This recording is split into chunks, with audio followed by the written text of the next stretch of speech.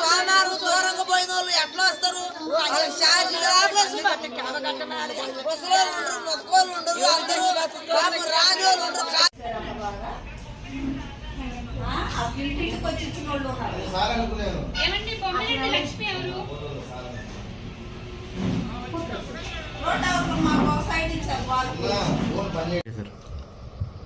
నేను నా పేరు అప్పారావు అండి. నేను దాచేపల్లి కమిషనర్గా పనిచేస్తున్నాను. దాచేపల్లి నగర పంచాయతీ కమిషనర్గా పనిచేస్తున్నాను. ఈరోజు మార్చి నెల 1వ తారీఖు అవటం వలన పింఛన్దారులకు పింఛన్లు బట్వాడా చేయటం గాను ప్రభుత్వం వారి నుంచి నిధులు మంజూరు చేసి రిలీజ్ చేశారు.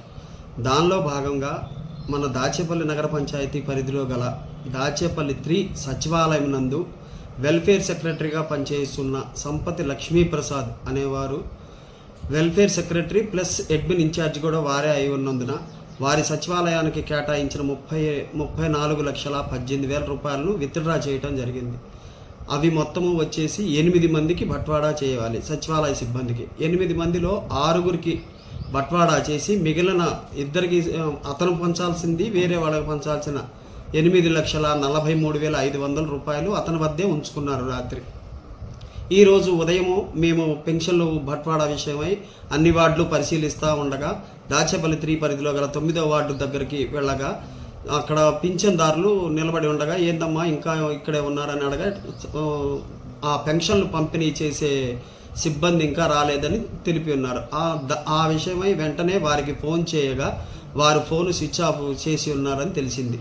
ఆ ఫోను స్విచ్ ఆఫ్ చేసిన విన్నందువలన వారు పిడుగురాళ్ళలో నివాసం ఉండటం వలన మా సిబ్బందిని పిడుగురాళ్ళకు పంపించడం జరిగినది.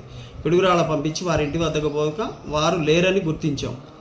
దానిపై వెంటనే మేము స్పందించి అతనిపై తగు చర్యలు తీసుకునవలసిందిగా పోలీసు వారికి ఫిర్యాదు చేసి ఉన్నాం.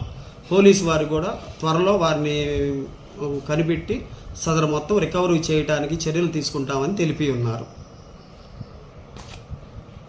బాధిత పింఛన్దారులకు ప్రభుత్వం వారి నుండి కలెక్టర్ వారి దృష్టికి తీసుకొని వెళ్ళాము. వారి ద్వారా వారికి పింఛన్లు బట్వాడా చేయుటకు తగు చర్యలు తీసుకొంచున్నాము.